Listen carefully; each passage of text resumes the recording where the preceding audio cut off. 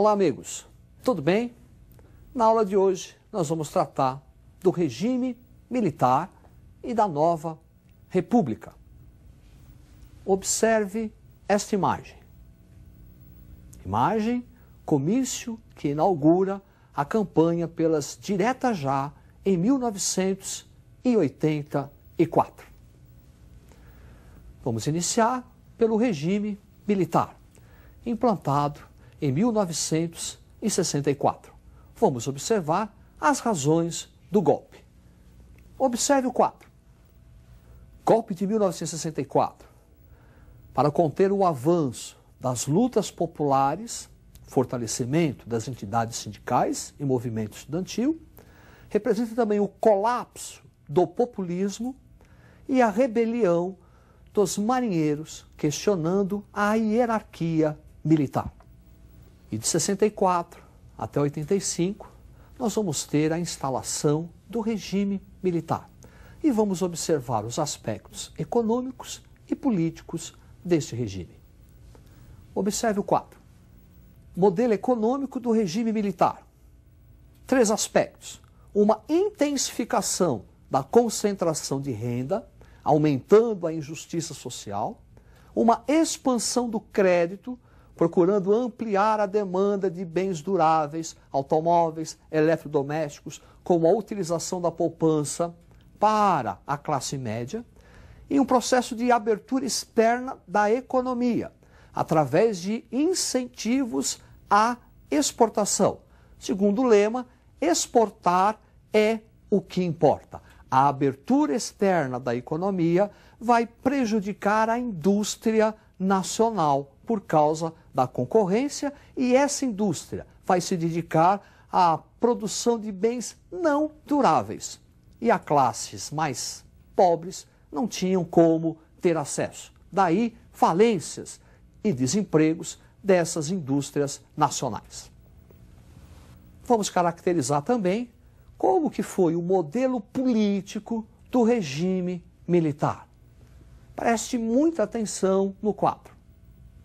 No fortalecimento do executivo federal, também do executivo estadual e executivo municipal. Forte repressão aos movimentos sociais, sindicatos, movimentos estudantis, censura aos meios de comunicação, rádio, TV, imprensa, a elaboração da doutrina de segurança nacional, que servirá de pretexto para a punição e tortura durante o regime militar, e a instituição dos atos institucionais.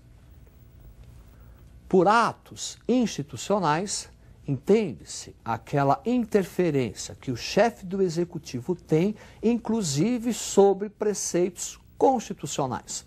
Um ato institucional vale mais que o preceito constitucional. É através da edição dos atos institucionais que o regime militar politicamente se consolida. Vamos observar os 5 primeiros. Preste atenção na tela. Ato institucional número 1. Aí, 1 é aquele que vai definir a eleição de Humberto de Alencar Castelo Branco à presidência da República. Ato institucional número 2. Aí, 2. Determina a extinção dos partidos políticos e é o início do chamado bipartidarismo. Arena, Aliança Renovadora Nacional, Partido da Situação, e MDB, Movimento Democrático Brasileiro, de oposição ao regime militar, e ao ato que também estabelece eleições indiretas para presidente da República. Ato número 3, aí 3, estabelece eleições indiretas para governador. Ato número 4, aí 4, na verdade é aquele que leva o Congresso Nacional a aprovar uma nova Constituição, a chamada Constituição do Terror de 1967. E o ato número 5, aí 5, o símbolo da ditadura militar, representa a ampliação dos poderes do Executivo, podendo fechar o Congresso Nacional, podendo dissolver assembleias legislativas e câmaras municipais. E os direitos individuais, todos estavam cerceados. E o governo ainda poderia decretar estado de sítio. Após a análise dos aspectos econômicos e políticos do regime militar, vamos observar as principais realizações dos governos militares. Observe o quadro. Primeiro governo militar, Humberto de Alencar, Castelo Branco, 1964-67. Fechamento de entidades civis, representantes de sindicatos e movimentos estudantis. É o início do bipartidarismo, ato número 2, Arena, MDB, e rompimento diplomático com Cuba. Agora, governo de Costa e Silva, 1967-1969. Há uma rearticulação da oposição. Então, os sindicatos voltam a se fortalecer, o movimento estudantil também, e alguns políticos começam a questionar a ditadura militar. Movimento estudantil, uma série de greves e passeatas. Foi exatamente para conter a rearticulação da oposição que no governo de Costa e Silva foi editado o ato número 5. Costa e Silva morre, não termina o seu mandato, e quem vai ocupar a presidência será Emílio Garrastazu Médici. Durante o seu regime, há um recrudescimento da censura e um recrudescimento da tortura e opressão. Vamos observar esse governo. Preste atenção no quadro. Então, o governo Médici, 69 e 74, caracterizado por uma intensa repressão militar. Essa intensa repressão militar provoca atos de guerrilha contra o regime. Atos de guerrilha urbana. Destaque para Carlos Marighella. Atos de guerrilha rural. Destaque para a guerrilha do Araguaia e para o nome de Carlos Lamarca. É também a época do milagre brasileiro. É uma época de expansão do consumo, é uma época de crescimento industrial brasileiro, de investimento das multinacionais no Brasil e de grandes construções faraônicas, por exemplo, a Transamazônica e a Ponte Rio-Niterói. Em um período de neopopulismo. Neopopulismo caracterizado, por um lado, intensa repressão militar e, por outro lado, um forte apoio popular ao regime militar. Isso porque Médici soube aproveitar-se muito bem das conquistas esportivas do Brasil na década de 70. Um tricampeonato mundial de futebol, Éder Joffre no pugilismo e Emerson Fittipaldi no automobilismo, iniciando-se assim uma verdadeira campanha ufanista. Brasil, ame-o ou deixe-o. O próximo governante militar será Ernesto Geisel, e a partir dele inicia-se a crise do regime militar. Preste atenção no quadro. Governo Geisel, 1974-1979, caracterizado pelo início da abertura lenta, gradual e segura. Daí uma série de avanços e retrocessos nessa abertura. Por exemplo, em 1974, há uma ampla vitória do MDB, do Movimento Democrático Brasileiro.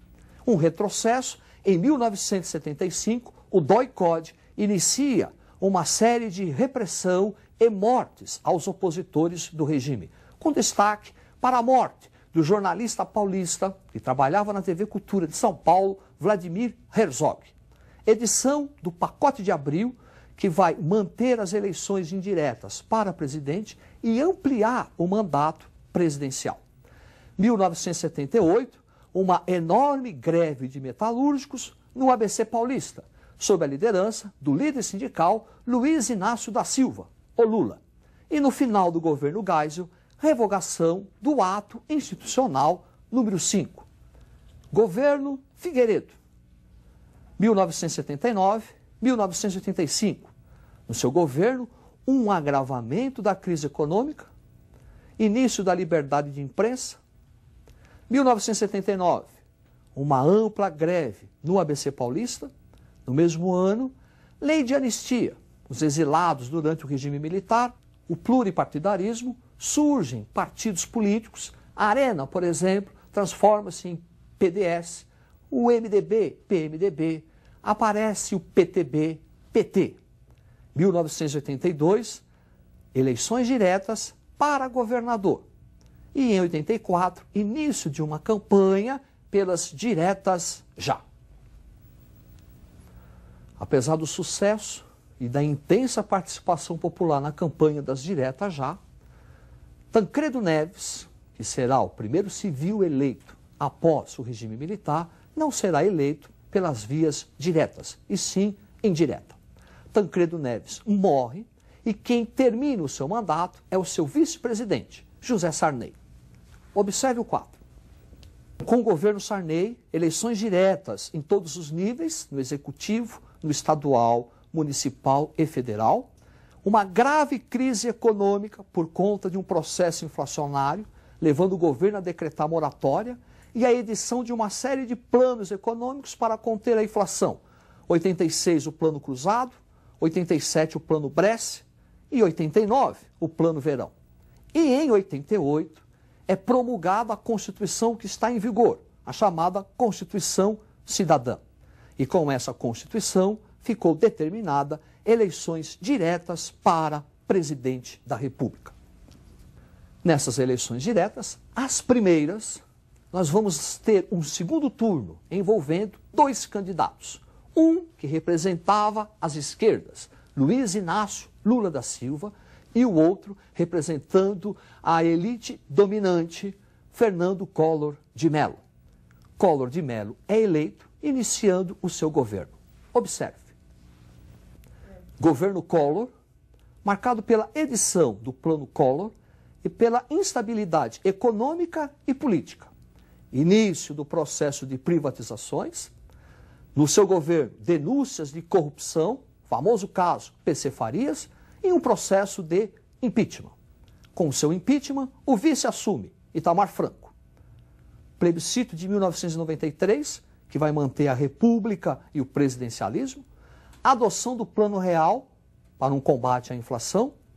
Período de especulação financeira, forte abertura econômica, caracterizando falências e desempregos.